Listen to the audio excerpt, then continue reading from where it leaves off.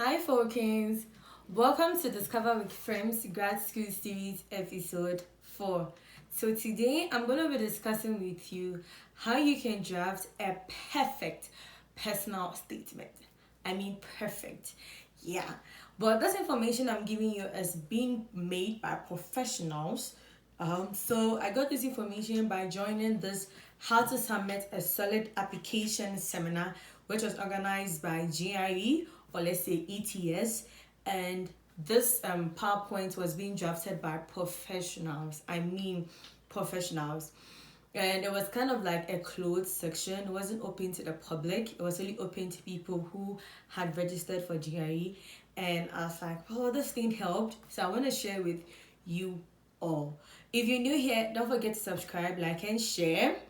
If you're old here, thank you for always stopping by. I appreciate you a lot. Once again, this point or these information are not from me or from my mind.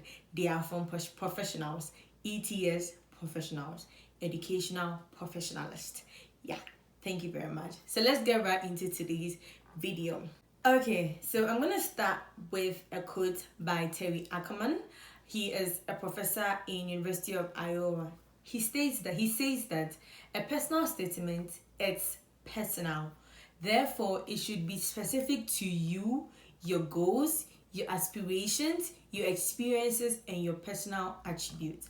So personal statement, it's self-explanatory. It's personal. It has to be personal to you. It has to address your goals, your experiences, your attributes.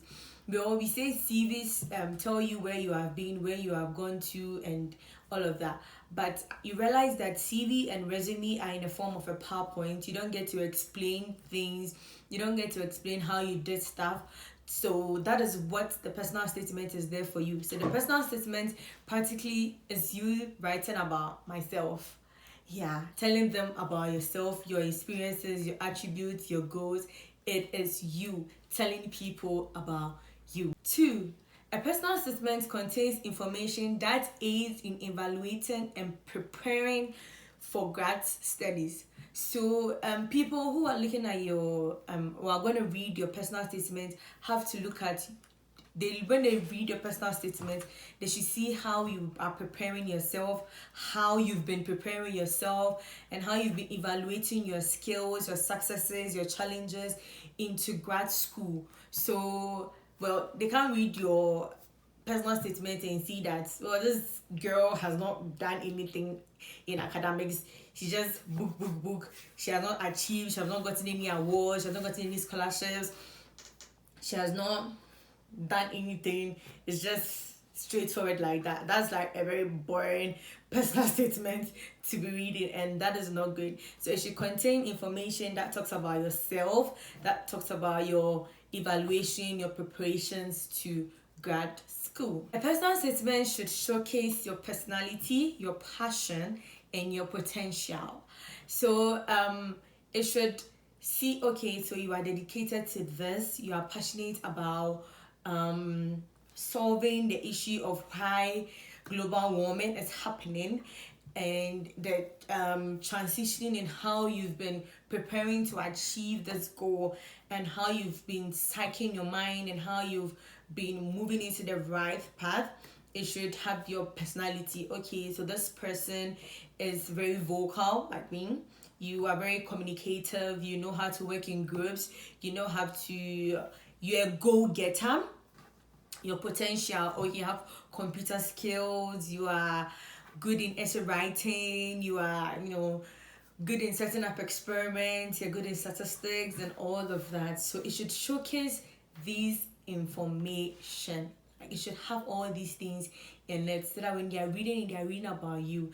Let me give you an example. So let's say you are reading a novel, and you see how sometimes they describe the protagonist or the characters in it. You read the book and you're actually imagining the person in your mind.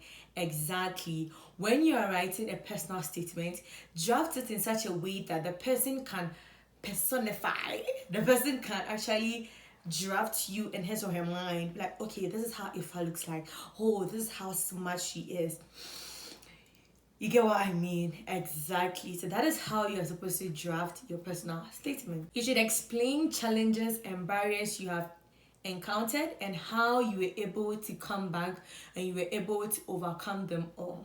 So some people are like, nah, when you write your challenges, it's gonna be like you are not good enough. But please, everyone goes through challenges. People do experiments and you're getting it always wrong and nothing is happening, but please, it's not always like that. You have to know that there are ups and downs in all of that, and definitely these professors know that you go through them, so let them know. Let me use myself as an example. When I went to tech for the first time, my first semester's results wasn't as good as I thought it would be. That was a challenge because I thought the program was like lightly. I didn't put in a lot of work. I was like, this is easy. I'm gonna read through and I'm gonna be okay. I wasn't getting a lot of extra activities to do, like career peer-to-peer teaching and all of that. So it was a challenge. I included that in my personal statement by saying, well, in the genesis of my career, in the genesis of my undergraduate studies, I went through challenges and then I came up by after I went for internships and having a peer-to-peer teaching, going for seminars, spending more time on my books than ever. And it was evident in my transcript because they saw that I started below and I actually came up. I was getting higher and higher and higher. You need to let them know so that they see that, okay, so this person is a go-getter, you an achiever, you can do it. If you set your mind to it, you can do it. Exactly. So let them know the challenges you have been through. See, if let's say in the semester you went down, what happened? Maybe your fees were not paid because of family issues and stuff like that. Let them know that this and this, but please relax.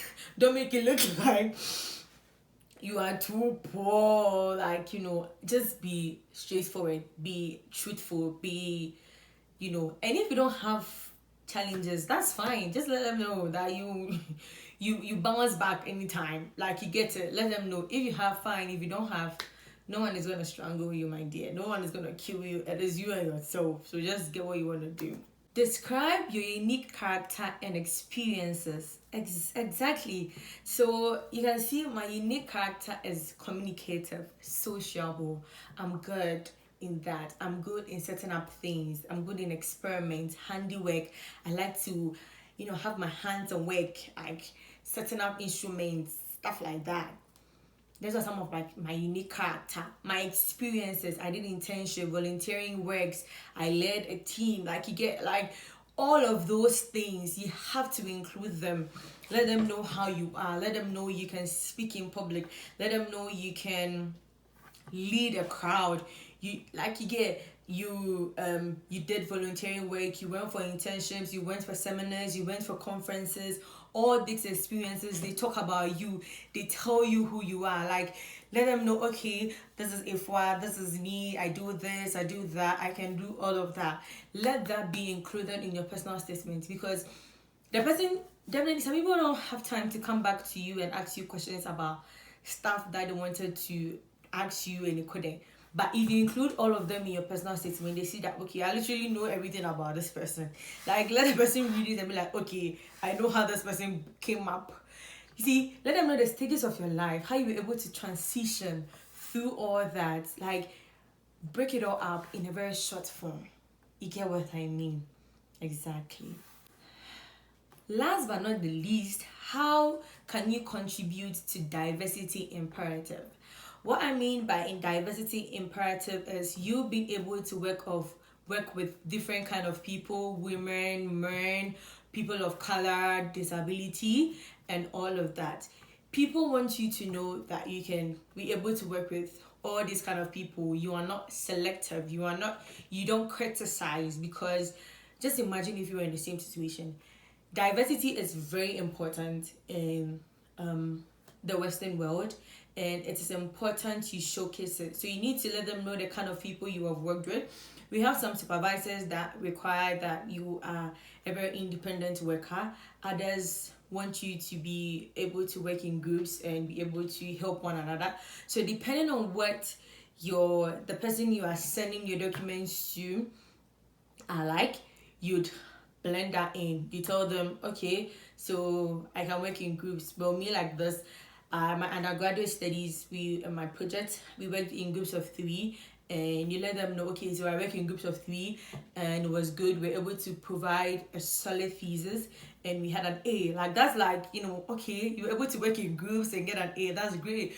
Well, I worked alone in a project or stuff like that, and I was able to ace it, stuff like, let them know how you're able to work with other people and be able to relate. You are diverse, you think outside the box, stuff like that.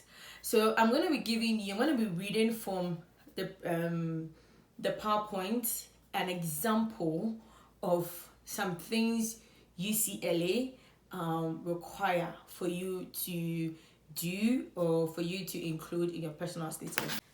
So this is a personal statement example prompt from UCLA. Are there educational, personal, cultural, economic, or social experiences not included in your statement of purpose that have shaped your academic journey? If so, how? Have any of these experiences provided unique perspective that you would contribute to your field or profession? Also, describe challenges or barriers that you have faced in your pursuit of higher education. What motivated you to persist, and how did you overcome them? What is the evidence of your persistent progress or success? That was what I said earlier, that it was evident in my transcript that I started with not a very bad CW or GPA, but I found my way up the ladder. I excelled, I moved through, I passed through the challenges, I pushed through, I made it work. You get it? Like, I made it work and I moved through it. So this is just a prompt from UCLA about how to draft a perfect, SOP and a perfect personal statement. And as I said earlier, this PowerPoint was made by professionals. This information are not from me. I'm just sharing with you because I was lucky to join this seminar and this conference, and I don't want to have this information all to myself. Also, concerning the diversity imperative, Carlos Drever said, I read, diverse perspectives are viewed as catalysts for innovation and for solving societal problems. And it's very evident.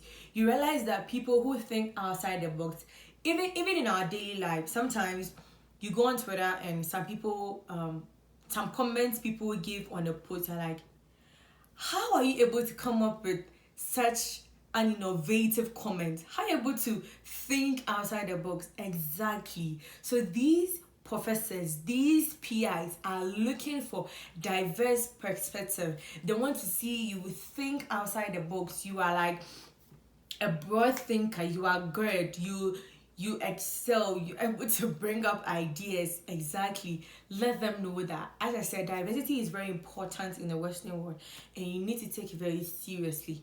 You need to think. You just need a space to think outside the box. There's not a wrong answer. You can bring up something, you try it works, fine. You don't try, it's try and error. It's science. I don't know what to say, but yeah, it is what it is. Identify ways in which you have engaged in service, effects, or programs. So let's say you've been of service to people. You've helped little kids in understanding why global warming is happening, why the climate is changing and stuff like that. Let them know how your service to the community or to the world or to your academics has improved your mind, has enabled your mind, has made you as smart as you are. So exactly. So practically stuff like that. So personal statements, as I said, is personal. It needs to be about you. It needs to showcase your your goals, your perspective, and all of that. So this is all I have for you today. I think this is part one. I would have a collaboration with some couple of students here to discuss more about personal statements and statements of purpose. I hope you guys enjoyed this video, and I hope you guys come back again to this. Please don't forget to share, subscribe. Please subscribe and like for me, please. And thank you guys for always coming by. I appreciate you, and see you guys in another video. Bye.